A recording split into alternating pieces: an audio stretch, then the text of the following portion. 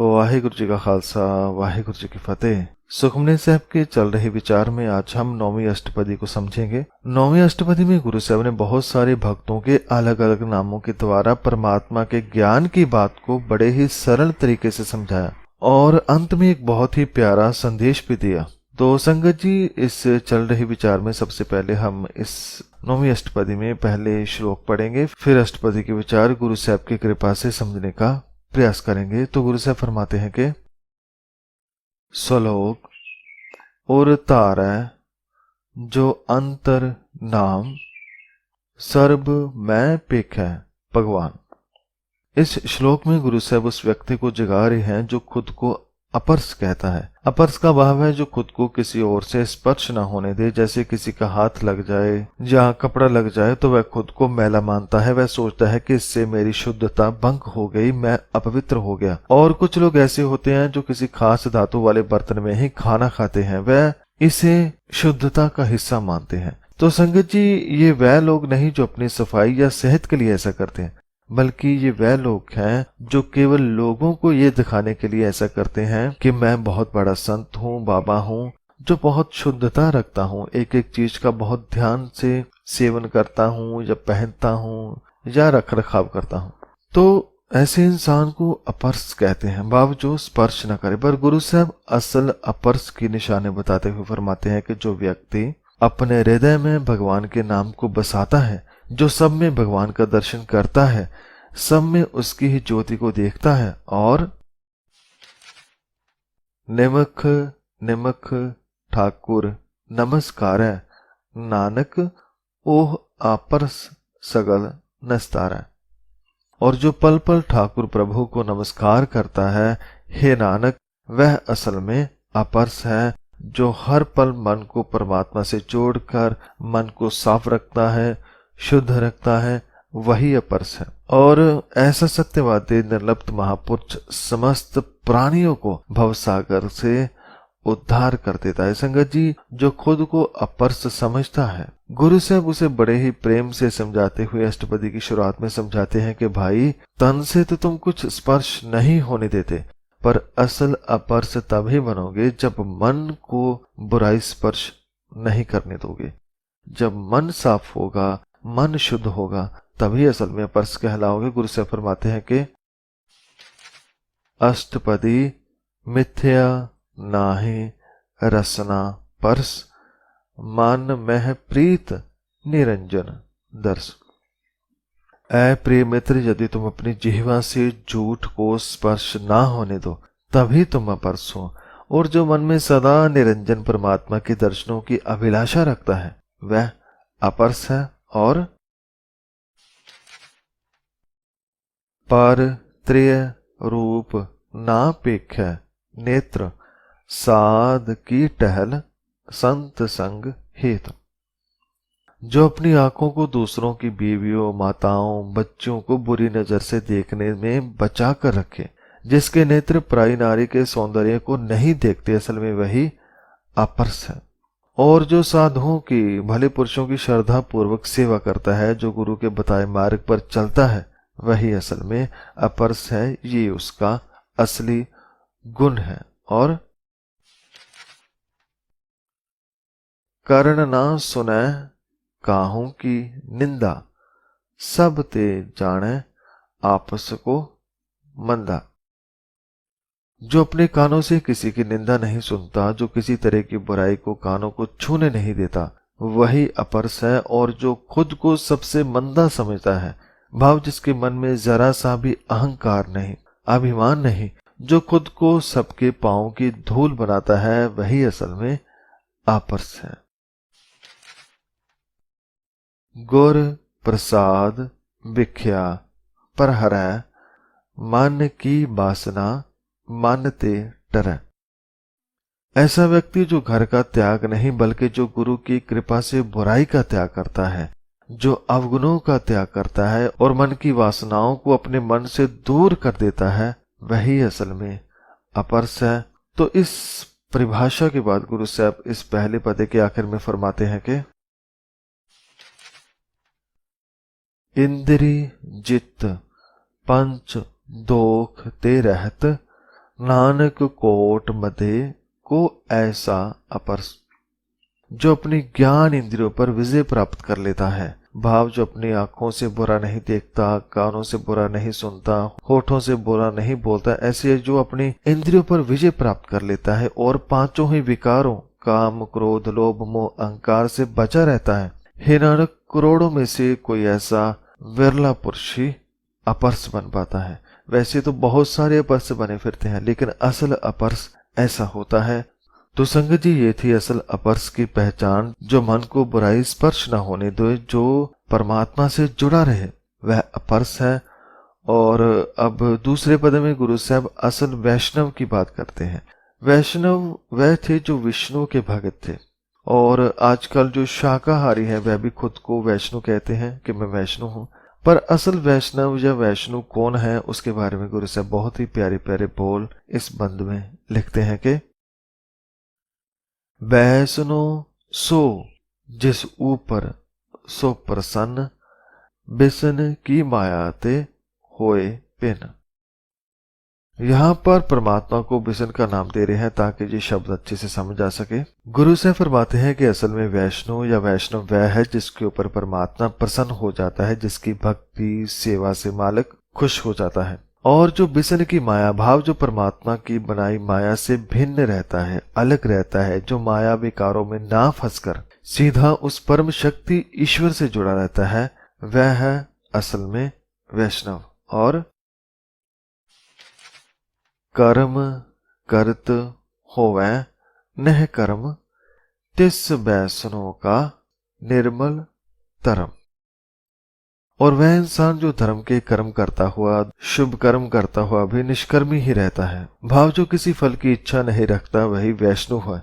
और इस वैष्णव का धर्म पवित्र है, पावन है। संगत जी, प्रेम के बदले में कुछ मांगे वह प्रेम नहीं होता। प्रेम तो केवल प्रेम है। प्रेम करने में ही सब कुछ प्राप्त हो जाता है, हर आनंद प्राप्त हो जाता है। और असल वैष्णव भी बदले में कुछ नहीं मांगता। वह कर्म तो करता है पर फल की इच्छा छोड़ देता है। और काहू फल की इच्छा नहीं बाछा, केवल भगत कीर्तन संग राचा।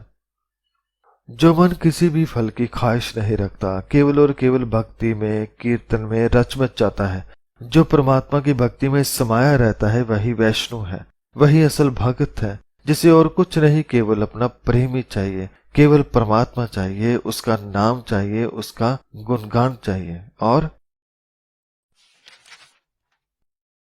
मन तन अंतर सिमरन गोपाल, सब ऊपर होवत कृपाल। और जो तन मन से गोपाल प्रभु परमात्मा को स्मरण करता है, जो केवल रब को ही मन में बसाता है, इसके साथ जो सभी जीवों पर दया करने वाला है, कृपालु स्वभाव का है, वही है असल वैष्णव। और आप दृढ़ अवरह नाम जपावे, नानक ओह वैष्णो परम गत पावे। और जो खुद भी प्रभु का नाम जपता है और औरों को भी जपाता है, जो खुद भी एक रब से जुड़ा है और औरों को भी इस राह पर लेकर जाता है, असल में वही है वैष्णव। और उसी ने परम गति प्राप्त की है। भाव उसी की आत्मिक अवस्था ऊंची होती है, वह मन से बलवान और आनंद से भरा होता है। तो संगत जी, ये था दूसरा बंद जिसमें गुरु साहब ने असल वैष्णव के बारे में बड़ी ही खूबसूरती से समझाया। और अब तीसरे पद में गुरु साहब असल भक्त के बारे में फरमाते हैं कि वह कैसा होता है। भगवती भगवंत भगत का रंग, सगल त्याग दुष्ट का संग। भगवती का भाव है भगवान का उपासक पवित्र आत्मा। गुरु साहब फरमाते हैं कि भगवंत का असल भगवती वही है जिस पर भगवंत की भक्ति का रंग चढ़ा हो, और जो सभी तरह के विकारों का संग, दुष्टों का संग त्याग कर केवल और केवल परमात्मा भगवंत की भक्ति करे, उसी के मार्ग पर चले, वही है असल में भगवती, असल भक्त। और मानते बिण सह सगला परम कर पूज्य सकल पार ब्रह्म। जिसके मन से हर तरह का वहम भ्रम मिट जाता है, जिसका मन दिन के उजाले के जैसा साफ हो जाता है, जिसमें मन सबको साफ साफ देख पाता है, जो पार ब्रह्म को हर जगह मौजूद समझता है और जो केवल उसकी ही पूजा करता है, उसे ही हर किसी में देखता है, वही है असल भगत, असल भगवती। और साध संग पापा मल खोवे, तिस भगवती की मत उत्तम होवे। जो साध संग में जाकर परमात्मा की वाणी को सुन सुनकर पढ़ पढ़ कर और उसे मन में बसाकर मन में से विकारों की मैल को दूर करता है, उस भगवती की भगत की मत बुद्धि उत्तम हो जाती है, ऊंची हो जाती है, पवित्र और पावन हो जाती है। संगत जी, ऐसा होता है भगत जो मन में से बुराई दूर करे और हर जगह एक परमात्मा को ही देखे। इसके साथ ही गुरु साहब फरमाते हैं कि भगवंत की टहल करे नित नीत, मन तन अर्पै विष्ण परीत।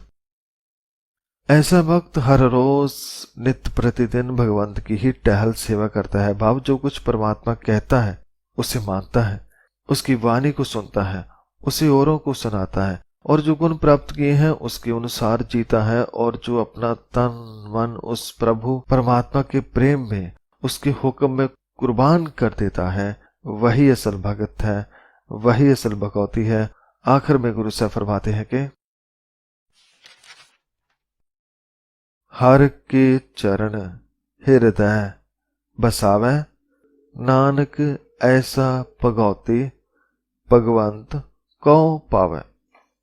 जो हर के चरण हृदय में बसाता है, भाव जो प्रभु के उपदेश हैं, जो मन उनके अनुसार जीता है, उसे मानता है, उन उपदेशों के बाहर जो नहीं जाता, वह सेवक, वह भगवती है नानक भगवंत को पा लेता है। उसमें ही वह फिर समा जाता है, जैसे पानी में पानी समा जाता है। संगत जी, भगत का कितना सुंदर गुरु साहब ने व्याख्यान किया है। भगत या भगवती वह है जो केवल रब को मानता है, उसी को हर जगह देखता है, उसकी वाणी से मन की मैल दूर करके अपने ही मन में पहले उसे बसता हुआ देखता है, फिर उसी प्रकार से सब जगह हर किसी में उसे देख पाता है। तो इस तीसरे पद के बाद अब गुरु साहब चौथे पद में पंडित के बारे में फरमाते हैं कि असल पंडित कौन होता है। संगत जी, पंडित का अर्थ है पढ़ा लिखा, जिसे किसी खास विषय पर मुहारत हासिल हो, जो विद्या का ज्ञानी हो। तो गुरु साहब फरमाते हैं कि सो पंडित जो मन प्रबोध है, राम नाम आत्म है शोध है। गुरु साहब फरमाते हैं कि असल में पंडित वह है जो औरों को समझाने से पहले जो ज्ञान प्राप्त किया है, पहले उससे अपने मन को शिक्षा दे, मन को उस राह पर चलाए। संगत जी, यदि खुद के पास विद्या के साथ तजर्बा दोनों चीजें होंगी तो हम किसी भी विषय को और बेहतर तरीके से दूसरे को समझा सकते हैं। इसलिए गुरु साहब फरमाते हैं कि जिसने प्राप्त किए ज्ञान से खुद के मन को शिक्षित किया है और जिसने राम नाम को अपने ही आत्म में शोध लिया है, भाव जिसने अपने ही मन में परमात्मा के नाम को ज्ञान के द्वारा पा लिया है, खोज लिया है, वही है असल में पंडित। और राम नाम सार रस पीवे, उस पंडित का उपदेश जग जीवे। जो राम नाम के सार को ना केवल समझता है बल्कि उसे पी लेता है, जो परमात्मा के नाम के अमृत को अपनी एक एक नस में जाने देता है, जो पूरी तरह से उसके नाम में डूब जाता है, उस पंडित के उपदेश से फिर वह न खुद एक नया जीवन हासिल करता है बल्कि औरों के जगत को भी वह नई जिंदगी देता है। उनके मन के वीरानों को खत्म करके उन्हें परमात्मा से जोड़ देता है। तो ऐसा होता है पंडित। उसके बाद हर की कथा हृदय बसावे, सो पंडित फिर जौन न आवे। ऐसा पंडित मौलवी, ग्रंथी, पास्टर जो भी धर्म के क्षेत्र में ज्ञान बांट रहा है, जो परमात्मा की बातों को सुना रहा है, गुरु साहब फरमाते हैं कि यदि वह उन सब बातों को पहले अपने हृदय में बसाए, अपने मन के रोग दूर करे, अपने आप को साफ करे, वह पंडित फिर जन्म मरण के चक्कर से निकल जाता है। भाव फिर वह किसी विकार में नहीं फंसता। वेद पुराण सिमृत बुझ मूल सूक्ष्म में जाने अस्थूल। और वेद पुराण स्मृतियां आदि ग्रंथों के मूल को जो समझता है बाबू, जो मूल परमात्मा है, जो परमात्मा को वाणी द्वारा पहचान लेता है, जो ये जान लेता है कि हर एक चीज में, हर एक जीव में वह परमात्मा सूक्ष्म रूप में बसा हुआ है, जो इस भेद को जान लेता है, वही है असल में पंडित। और आखिर में गुरु साहब फरमाते हैं कि चौ वर्णा को दे उपदेश, नानक उस पंडित को सदा आदेश।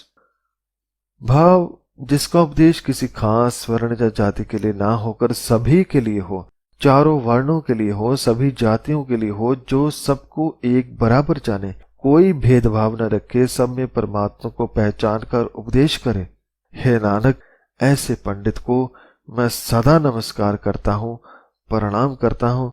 तो संगत जी, इस चौथे पद में सही पंडित की निशानी बताई कि जिसने विद्या समझी है उससे पहले खुद को समझे, खुद को सुधारे, अपने विकार ठीक करे और बाद में दूसरों को समझाए। इससे वह खुद का जीवन भी सुधार पाता है और औरों को भी परमात्मा के ज्ञान से जोड़ पाता है। इसके बाद अब पांचवें पद में गुरु साहब बीज मंत्र के बारे में फरमाते हैं कि बीज मंत्र सरब को ज्ञान, चौ वर्णा में जपै को नाम। बीज मंत्र भाव एक ओंकार। पहले जब कोई महापुरुष अपनी रचना लिखता था तो पहले अपने इष्ट के बारे में बताता था और फिर उसके गुणों के बारे में और फिर रचना शुरू करता था। तो गुरबानी में बीज मंत्र है एक ओंकार, उसके बाद मूल मंत्र आता है। पर गुरु साहब फरमाते हैं कि बीज मंत्र भाव परमात्मा, उसका नाम, ज्ञान, ये सभी श्रेणियों के लिए है, सभी के लिए है। ऐसा नहीं कि ये वाणी उपदेश मंत्र किसी खास जाति के लिए है, नहीं। ये अकाल पुरख की वाणी, उसके मंत्र सभी के लिए है। इसे कोई भी पढ़ सकता है, जप सकता है, समझ सकता है। ये सभी के लिए बराबर है। चारों वर्णों में, सभी जातियों में कोई भी ये नाम जप कर देख ले, उसे अपनापन लगेगा, क्योंकि ये परमात्मा की बात है जो सबका अपना है। और जो जो जपै तिसकी गत होए, साध संग पावै जन कोय। और जो जो भी नाम को जपता है उसकी गति होती है, भाव उसका आत्मिक दर्जा बढ़ता है, उसमें विकारों से लड़ने का बल आता है। पर हर कोई इसे प्राप्त क्यों नहीं कर पाता? क्योंकि ज्यादातर धार्मिक ग्रंथों से हम केवल अपनी इच्छाएं पूरी करने चाहते हैं, अपने मन को ठीक करके परमात्मा से मिलने नहीं चाहते। इसलिए गुरु साहब फरमाते हैं कि कोई कोई इंसान ही सत्संगत में रहकर परमात्मा के ज्ञान को, उसके नाम को, प्रेम को, उपदेशों को प्राप्त कर पाता है, उन पर अमल करता है। पर कर कृपा अंतर उर तारै, पस प्रेत मुग्ध पाथर को तारै। पर जो सत्संगत में जाता है, वहां रब का नाम जपता है और उसे मन में बसाता है, तो संगत की कृपा से, परमात्मा की मेहर से वह उपदेश उसके मन में बस जाते हैं। और जैसे ही वे मन में बसते हैं तो मन में हलचल होती है, मन पहले से ज्यादा तड़पता है। पर यह तड़प होती है ठीक होने वाली, सुधरने वाली, मन को सुखी करने वाली, क्योंकि अब मन से बुरे विचार जा रहे होते हैं। और इस तरह से जो भी बिगड़ा हुआ मन परमात्मा के नाम को, उपदेशों को मन में बसाता है, तो उसका पशु, प्रेत, मूर्ख या पत्थर बना हुआ दिल, मन सुधर जाता है, वह सही रास्ते पर आ जाता है, वह विकारों के सागर से पार हो जाता है। क्योंकि सर्व रोग का औखद नाम, कल्याण रूप मंगल गुणगाम। भाव हमारा मन चाहे पशु बना हुआ है या प्रेत या कठोर बना हुआ है, परमात्मा का नाम इस बिगड़े हुए मन की दवाई है। चाहे कैसा भी रोगी मन हो, यदि उसे परमात्मा की वाणी से जोड़ा जाए, उसे रब की बात बार बार सुनाई जाए, पढ़ाई जाए, तो उसके रोग ठीक होते हैं। और भगवान का यशोगन करना कल्याण एवं मुक्ति का रूप है। भाव ईश्वर की वाणी केवल मन को ठीक ही नहीं करती, बल्कि मन को खुशियों से, आनंद से भर देती है। तो इस पदे के अंत में गुरु साहब फरमाते हैं कि काहू जुगत कितै ना पाइए धर्म, नानक तिस मिलै जिस लिखिया तोर कर्म। संगत जी, हर धर्म के अपने अपने कुछ कर्म होते हैं, लेकिन हर रस्म या किसी भी धार्मिक कर्म से जरूरी है बीज मंत्र। भाव जो सबसे मेन काम है वह परमात्मा से जुड़ने का। यदि वह कार्य नहीं किया तो बाकी सभी कार्य किसी काम न आएंगे। और हो सकता है बाकी कार्य करते समय हम क्रोधी हो जाएं, लोभी हो जाएं, पर यदि बीज मंत्र से जुड़े होंगे तो हमारे हर काम में शुद्धता आ जाएगी, पवित्रता आ जाएगी। और हे नानक, भगवान का नाम उस इंसान को ही मिलता है जिसका धुर से कर्म लिखा हो। धुर कहते हैं धुरे को, केंद्र को, भाव परमात्मा। जिसके कर्म में ये धर्म लिखा है उसे ये मिलकर ही रहता है। इसमें हमारा कोई जोर जबरदस्ती नहीं चलती। तो इस पदे के बाद अब गुरु साहब उन भक्तों के बारे में फरमाते हैं जिन्हें रामदास कहा जाता है। कुछ रामदास वह हैं जो राम को मानने वाले हैं, उन्हें रामदास कहा जाता है। और कुछ लोग ऐसे हैं जो पांव में घुंघरू बांधकर नाचते हैं, उन्हें भी रामदास कहा जाता है। तो ऐसे कुछ भगत जन होते हैं जिन्हें रामदास के नाम से जाना जाता है। भाव भक्त की जगह पर रामदास शब्द लगाते हैं। और इस पद में गुरु साहब इन भक्तों के बारे में क्या फरमाते हैं, आइए पढ़ते हैं। जिसका मन पार ब्रह्म का निवास, तिसका नाम सत रामदास। गुरु से फरमाते हैं कि वैसे तो बहुत सारे लोग अलग अलग देवी देवताओं को मानते हैं, लेकिन मेरी नजरों में वही सच्चा रामदास भाव प्रभु का सेवक है जिसके मन में पार ब्रह्म का निवास है, जिसने अपने अंदर बसते प्रभु को पहचान लिया है, जिसका नाम ही सच्चा रामदास है। भाव वही परमात्मा का सच्चा भक्त है जिसने मन में परमात्मा को पा लिया है। और आत्म राम तिस नदरी आया, दास दसंतन पाए तिन पाया।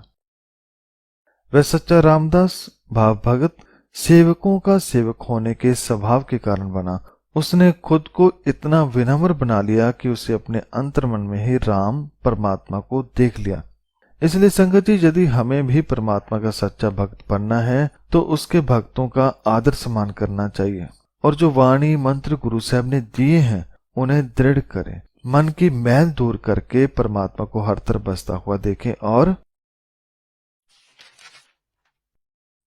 सदा निकट निकट हर जान, सोदास दरगाह परवान। और जो हरि परमात्मा को सदा निकट जानता है, नजदीक समझता है, अपने अंग संग समझता है, वह दास सेवक रामदास हर की दरगाह में परवान हो जाता है। उसकी सेवा भक्ति सफल हो जाती है, उसका आना पूरा हो जाता है। अपने दास को आप कृपा करें, तिस दास को सब सोची पड़े। जो भक्त रामदास परमात्मा की दरगाह में प्रवान हो गया, उसे कैसे पता चले कि उसकी भक्ति प्रवान हो गई है? तो गुरु से फरमाते हैं कि परमात्मा अपने सेवक पर खुद ही कृपा करता है, खुद उसे ये समझा देता है और उस दास को फिर सारी बात समझ में आ जाती है कि ये सारा खेल क्या है, और वह फिर अपना बाकी जीवन भी भगत के रूप में बिताता है। संगत जी, भगत का अर्थ वह नहीं जो एक जगह कहीं बैठा रहे, नहीं, जिसे सत्य का ज्ञान हो जाए वह फिर बैठ नहीं सकता।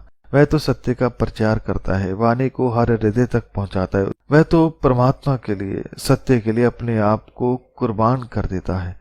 तो इस पदे के आखिर में गुरु साहब फरमाते हैं कि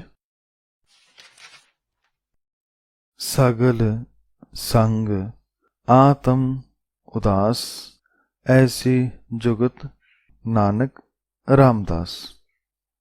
जो मन सगल संग भाव जो सभी के साथ रहता हुआ, घर परिवार में रहता हुआ भी अंदर से उदास हो जाता है, भाव जो अंदर के विकारों से मुक्त हो जाता है, बिना घर को छोड़े जो मन को माया से मुक्त कर लेता है, हे नानक जो ऐसी जीवन युक्ति को जान जाता है वही रामदास है, वह राम का दास है, वही परमात्मा का सेवक है, वही सच्चा भक्त है। तो इसके बाद गुरु साहब एक नए पदे में एक और नाम जोड़ते हैं, वह है जीवन मुक्त। उसके बारे में गुरु साहब फरमाते हैं कि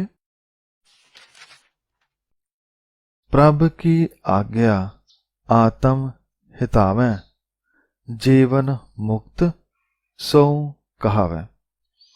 संगत जी, जीवन मुक्त का अर्थ ये नहीं कि जो जीवन से ही मुक्त हो गया, प्राण छोड़ गया, नहीं, जो जीते जी विकारों से मुक्त हो गया वह जीवन मुक्त है। गुरु साहब फरमाते हैं कि जो प्रभु की आज्ञा को मन में आत्म में मीठा करके मानता है, जिसे उसका हुक्म बहुत ही प्यारा लगता है, वही जीवन मुक्त कहलाता है। और तैसा हर्ख तैसा उस सोग, सदा आनंद तह नहीं बेयोग। जो जीवन मुक्त है, विकारों से मुक्त है, उसके लिए क्या खुशी और क्या गम, उसके लिए दोनों एक बराबर है। भाव दोनों को ही वह उसकी रजा करके मानता है और ऐसे हृदय में सदा ही आनंद बना रहता है। उसका कभी भी प्रभु चरणों से विछोड़ा नहीं होता, कभी वियोग नहीं होता। यही उसके आनंद का कारण भी है कि वह हमेशा परमात्मा से जुड़ा है। और तैसा स्वर्ण तैसी उस माटी, तैसा अमृत तैसी बिक खाटी। और उसके लिए सोना और मट्टी दोनों बराबर हैं। भाव यदि सोना मिल जाए, बहुत शोहरत आ जाए, तो उसे पाकर भी परमात्मा को नहीं भूलता, और यदि गरीबी आ जाए फिर भी परमात्मा को नहीं भूलता। और उसके लिए अमृत एवं खट्टा विष भी एक समान है। भाव यदि कोई बहुत तारीफ कर दे तो भी उसका मन अहंकार में नहीं आता, और यदि कोई निंदा कर दे तो भी क्रोध में नहीं आता। और तैसा मान तैसा अभिमान, तैसा रंग तैसा राजा। कोई उसका मान सत्कार करे तो भी वह उसके जाल में नहीं फंसता, वह सुचेत रहता है। और यदि कोई उससे अभिमान में या अहंकार में बात करे फिर भी वह अपना धैर्य या परमात्मा का गुण नहीं भुलाता। और इसके साथ ही उसकी नजरों में रंग भाव कंगाल और राजा दोनों बराबर हैं, वह दोनों से एक सा ही व्यवहार करता है। तो इस पदे के अंत में गुरु से फरमाते हैं कि जो वरताए साई जुगत, नानक ओह पुरख कहिए जीवन मुक्त। सो जो मन ऐसा होता है जिसने विकारों पर विजय प्राप्त कर ली है, वही है जीवन मुक्त। गुरु से फरमाते हैं कि भगवान का जो हुक्म है, रजा है, आज्ञा है, वह उसके लिए जीवन युक्ति होती है, वही उसके जीने का तरीका होता है। हे नानक, जो मन ऐसा होता है उस पुरख को जीवन मुक्त कहा जाता है। संगत जी, गुरु साहब ने समझाया कि परमात्मा की आज्ञा में जीते जी चलने वाला मन ही जीवन मुक्त है। अब इस अष्टपदी का आखिरी पदा यानी 8वां पदा, जिसमें गुरु साहब फरमाते हैं कि पार ब्रह्म के सगले ठाओ, जित जित कर राखै तैसा तिन नाओ। गुरु साहब यहाँ एक बड़ी ही प्यारी बात फरमाते हैं, संदेश देते हैं कि ऊपर जितने भी नाम बताए, चाहे वह पंडित था, रामदास, भगवती, जीवन मुक्त आदि, इन सभी भक्तों के मनों में पार ब्रह्म का निवास है। वे मन ही परमात्मा का असल निवास स्थान है। और इनके नाम चाहे अलग अलग हैं, जैसे भगवती, भगत दास, रामदास, सेवक, अपरस आदि जितने भी नाम हैं, ये सारे वैसे ही नाम हैं जैसे परमात्मा के। जैसे कोई परमात्मा को अकाल पुरख कहता है, कोई अल्लाह, कोई राम, कोई हरि, कोई ईश्वर आदि। ये नाम जैसे जैसे किसी को परमात्मा के गुण समझ आते गए और जैसा जैसा उन्होंने उन्हें कुदरत में देखा, समझा, वैसे वैसे वह नाम परमात्मा के रखते गए। ऐसे ही भक्तों के नाम हैं, जैसे जैसे किसी ने उनके गुण देखे वैसे वैसे उनके नाम रखते गए। लेकिन जैसे परमात्मा एक है, ऐसे ही भक्तों के नाम चाहे अनेक हैं पर वह भी एक ही हैं। एक परमात्मा के सच्चे सेवक, एक से जुड़े हुए। उनकी भाषा, देश, धर्म अलग हो सकता है, लेकिन उनका मन एक होता है। एक की ही उनमें बात होती है, एक से ही वह जुड़े होते हैं। उसके बाद गुरु साहब फरमाते हैं कि आपे करण करावन जोग, प्रभ पावै सोई फुन होग। और गुरु साहब फरमाते हैं कि ये सारा खेल परमात्मा ने खुद रचा है। वह खुद ही अपनी इच्छा से सब कुछ करवाता है। भगवान स्वयं ही सब कुछ करने और प्राणियों से करवाने के समर्थ है। और जो कुछ परमात्मा को भला लगता है वही होता है।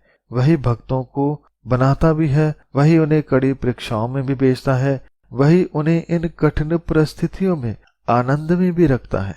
क्योंकि कठिनाई केवल बाहर है, अंदर तो उसके नाम की ठंडक है। ये सब परमात्मा की ही कृपा है। और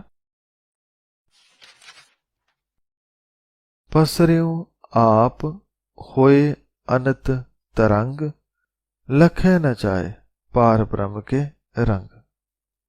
संगत जी, हम सभी लहरों की तरह हैं और वह परमात्मा खुद एक समंदर है। लेकिन हम लहरों में बहते तो हैं पर हमेशा दुखी रहते हैं। हम सोचते हैं कि मुझे तो इस तरफ जाना था, मुझे ये करना था, वो करना था। लेकिन भगत जन वह ऐसा नहीं करते। वह खुद को पहचान लेते हैं, और जो पहचान लेता है फिर वह लहरों से परेशान नहीं होता बल्कि मजे लेता है।